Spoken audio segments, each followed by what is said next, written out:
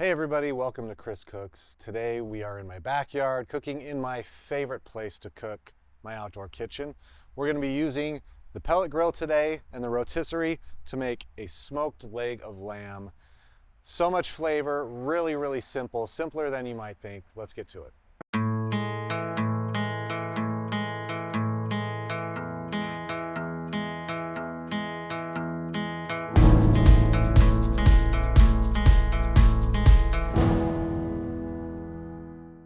I have a deboned leg of lamb here that I just got from my butcher.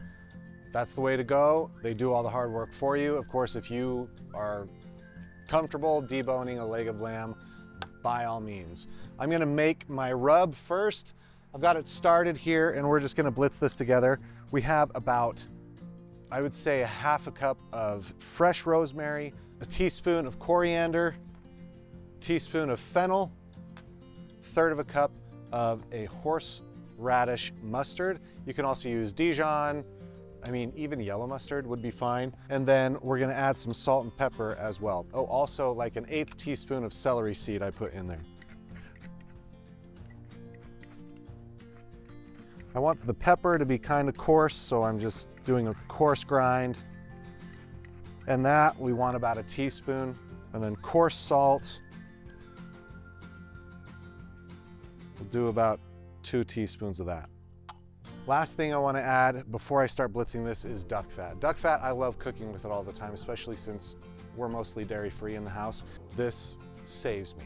I love it so much. And in this, rubbed over the roast and then slow rotisseried. Rotisseried, is that the right way to say that? I don't know. Either way, it's delicious.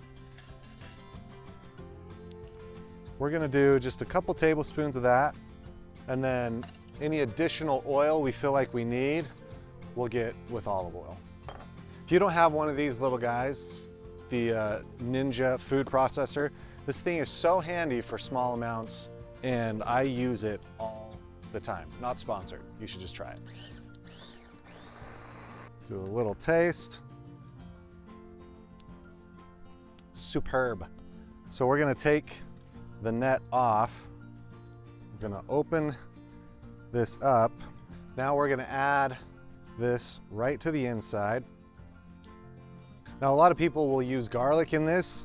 Because I'm adding the flavor on the inside, I'm not gonna do garlic because I want my inside to be like a medium rare, and the garlic's a little too punchy for me at that point. But if you wanna add it, by all means you can. It's very common.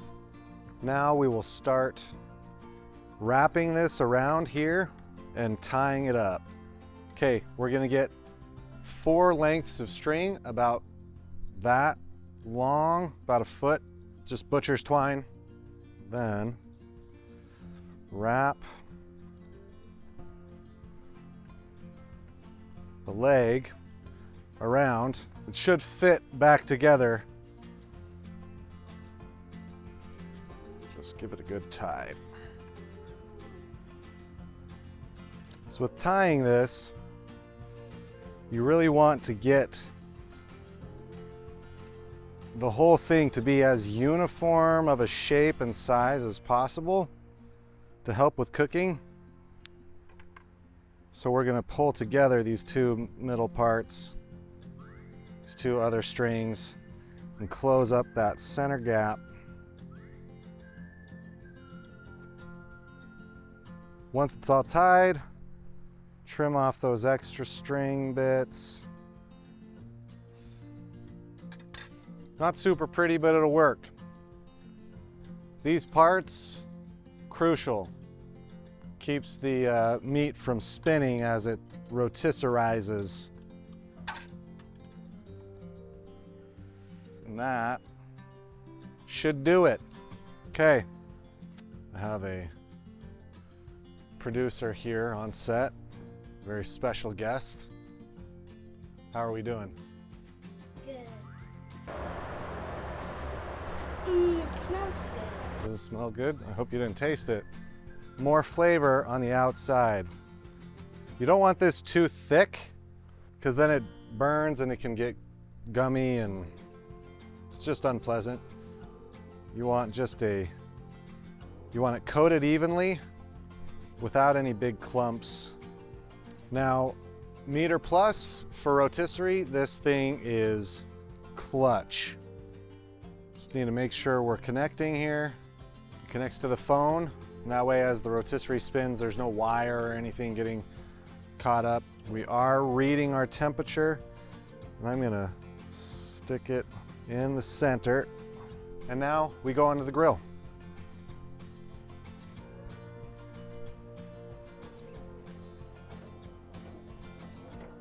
We've got it at 400 here. It's gonna just spin. I need a little tray to catch the juices. And we'll just read the temperature, refill our pellets as we need. We need to right now. While that's cooking, we're just gonna make a quick, like marinated onion salad to go on the side of this. Parsley, watercress here. We're gonna chop things up. We'll start with the watercress.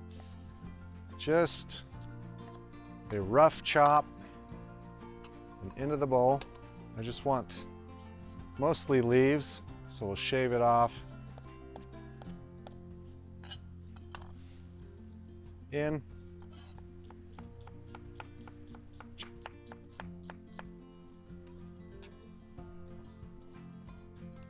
Lemon. Lemon zest first. I think that's enough lemon juice. We'll save the other half. Honey. I would also say 99 times out of 100, if I'm using lemon, I'm also using honey. Good olive oil, something pretty fruity. About a tablespoon. Coarse black pepper. A little bit of chunky flake salt.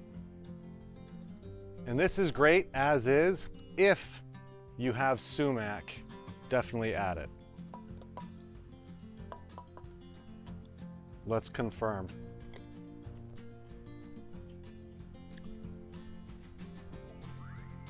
Yo. My work here is done. Almost. Waiting for that.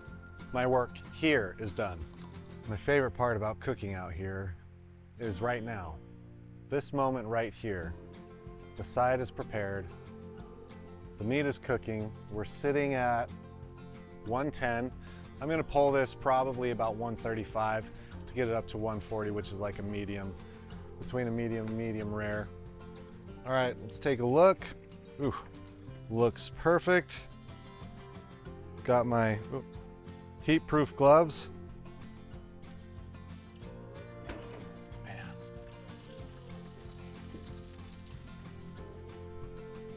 Over here. It smells so good.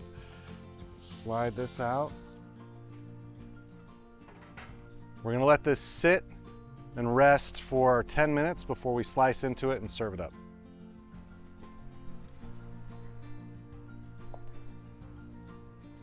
Medium, medium. It's getting more rare as it goes, which is perfect. My kids, they don't care for it so much. So that's what I love about a rotisserie leg of lamb. It's naturally thinner on one side than the other. So if you pull it at 135, then in the middle of it, you'll have rare, and a good medium and a medium well for the people who might like that. Transfer all of this to here. Don't waste this business. Salad here, herb salad. Last, lemon, right over top. First of all, beautiful, right? You're eating this with your eyes first, and your eyes are feasting. They love it. Your eyes already love this. Your mouth's gonna love it just as much. I would love to know what you think. Give this one a try if you have a rotisserie. If you don't, you can also just butterfly it out, grill it. That works just fine. Let me know your thoughts. Have you ever done a leg of lamb? Would you? Are you willing? This one, foolproof. It will work so well.